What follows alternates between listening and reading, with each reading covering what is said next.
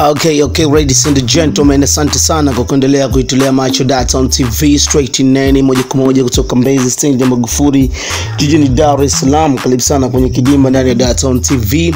Na leo kulikuwa kuna mchezo wa mkondo wa kwanza wa robo finali ya kombe la shirikisho barani Afrika.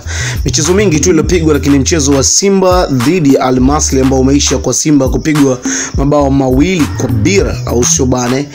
Simba ambao waliruhusu goli dakika 15 tu ya mchezo kabla ya bao la pili kupigwa dakika za jioni sana.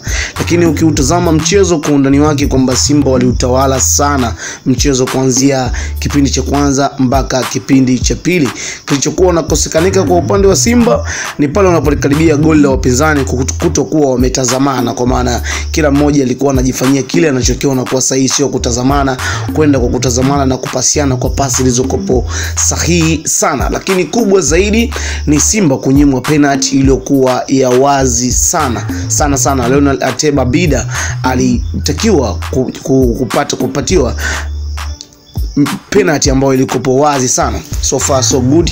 Pasi nzuri ya kutoka kwa Shomari Kapombe ambaye ilimkuta Ateba au sio bwana, first touch yake ilikuwa amegusa mpira, lakini kwa bahati mbaya golikipa wa Al Masry alikuwa amecheza mguu wa Leonel Ateba Bida, kitu ambacho wadau wengi wa michezo wanadai kwamba alikuwa kapteni wa Simba kwa maana Mohamed Hussein Zimbwe alideserve kugomea hata mechi ili mali muamuzi akatazame kwa VAR, kwa maana video assistance referee, kama walivyofanya Al Masry. Goli la pili lilikuwa na ukakasi, referee alishaona kama ni offside, lakini Al Masry pamoja na benchi la ufundi waliigomea ile mechi kwamba lazima VAR itoe maamuzi yaliyokuwa sahihi. Baadaye VAR wakatazama na wakapitisha kuwa ni goli. Pia ilikuwa inawezekana kufanyika hivyo kwa upande wa Simba kipindi Leonel Ateba amefanywa madhambi na golikipa Al Masry ndani ya box. Badala yake unamwona kapteni wa Simba anaomba maji anakunywa. Hii ni mara ya pili Simba waliwahi kufanywa kitendo kama hichi mwaka 2021 kule nchini South Africa katika mechi dhidi ya Orlando Pirates katika hatua ya robo finali hivi kwenye kombe la shirikisho.